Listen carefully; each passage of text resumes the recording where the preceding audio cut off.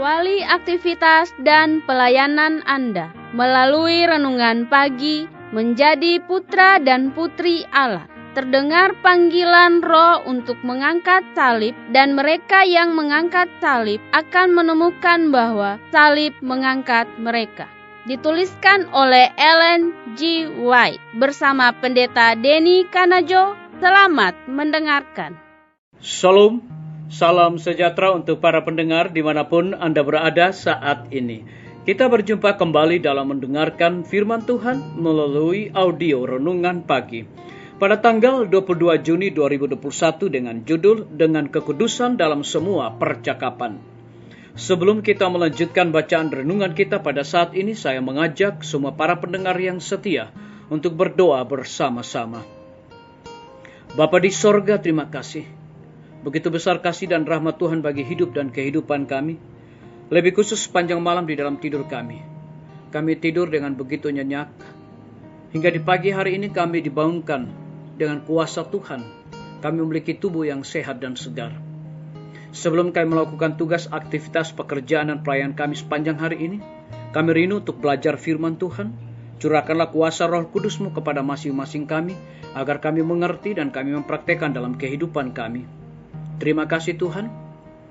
Ampuni kami Bapa, karena kami sudah berdoa hanya di dalam nama Tuhan dan Juru Selamat kami.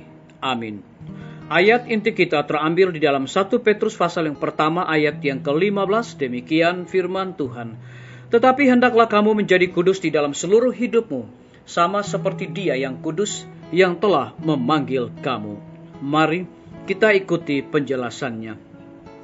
Bila mana hati disucikan dan dihaluskan dan dipataskan untuk kediaman Roh Suci, maka lidah pun akan disucikan untuk kemuliaan Allah.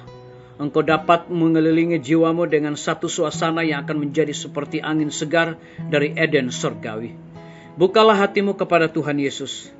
Jagalah lidahmu. Jangan biarkan lidahmu mengolok-olok dan bersanda gurau. Inilah tanda-tanda bahwa perhatianmu perlu disucikan dari kecemarannya.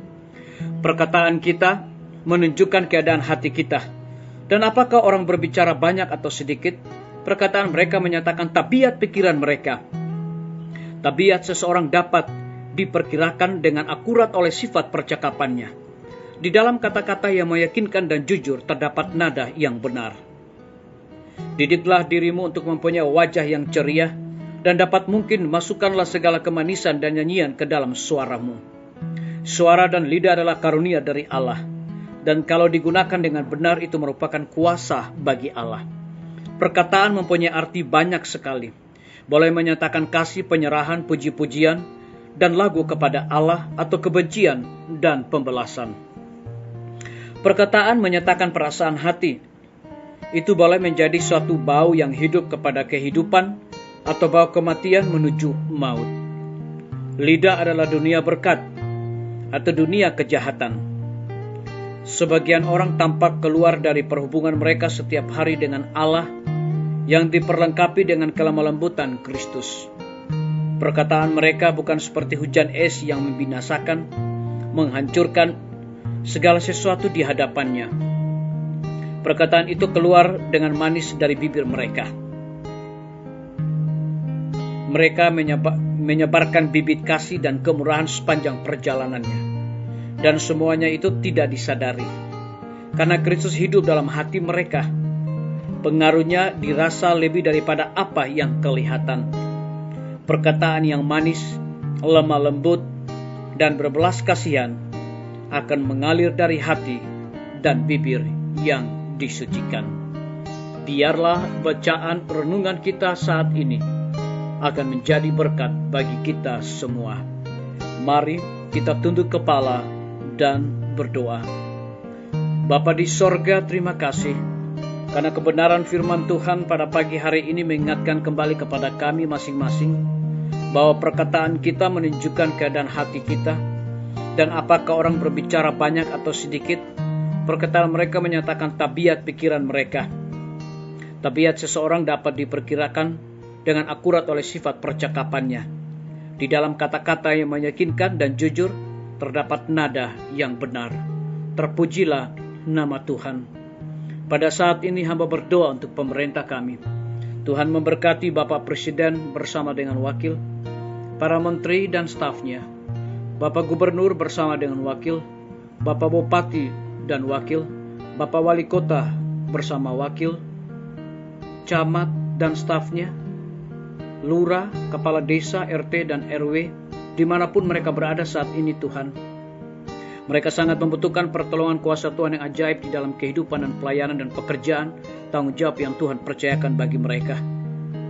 Hamba yakin dan percaya dengan kuasa Tuhan, mereka dapat menjalankan roda pemerintahan dan mengatasi berbagai macam persoalan yang terjadi saat ini, tepat pada waktunya.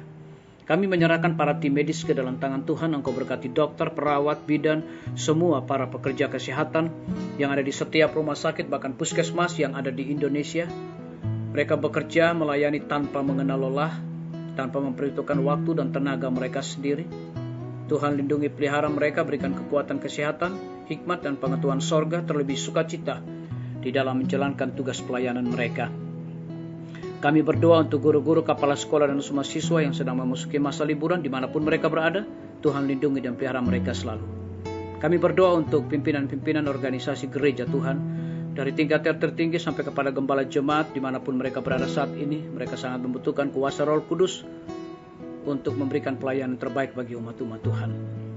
Kami berdoa untuk TNI, Polri, PNS, wira swasta, petani, pedagang, nelayan, tukang grab, dan saudara-saudara kami yang ada di dalam penjara. Kami serahkan mereka ke dalam tangan kasih dan rahmat Tuhan. Lindungi pelihara mereka.